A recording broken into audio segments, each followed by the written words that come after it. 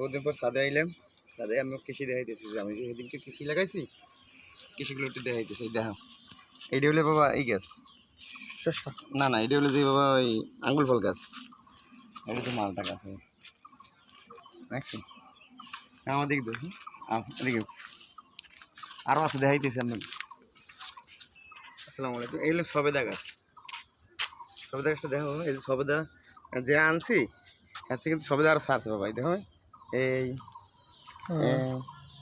এই অনেক সবেদা সারছে অনেক। আর তোমার আমু লাগে জানে কি গাছ এগুলো করতে, বেগুন বেগুন বেগুন বড় বড় বেগুন গাছ লাগাইছে।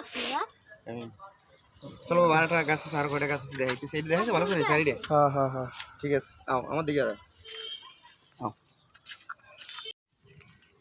লগে সাথে লাগাইছি শশা গাছ। এ গাছি বেটু এদিকে আন তো, দেন তো এদিকে আন। হ্যাঁ এদিকে আন। শশা গাছ, শশার ফুল ধরছে। এই দেখো এটি বেগুন গাছ লাগাইছি। হ্যাঁ বেগুন গাছ পড়ে লাগাইছি, পুত্রে বেগুন। আমি এদিকে আন, কাদা সামের আলহামদুলিল্লাহ। তুমি এদিকে আর দেখাইতে এই যে কাটলাম না। এই দেখো কত বড় আম গাছ। এই আম গাছটা ধরছে ভালোই। এইটাও বেগুন গাছ লাগাইছে ওরা। হ্যাঁ সব করে লাগাইছে। এই লেবু গাছ, এই লেবু গাছ। ঘরের ছোট সদস্যরা দেখাম। এই লেবু গাছ, হ্যাঁ ঘরের ছোট সদস্যরা। যার বাড়ি ছাদ আছে অবশ্যই গাছ লাগাবেন। গাছ গাছ ছাদে গাছ লাগালে দেখতে সুন্দর লাগে। এই হলো আমাদের মরিচ গাছ। মরিচ গাছ অনেক ফুল।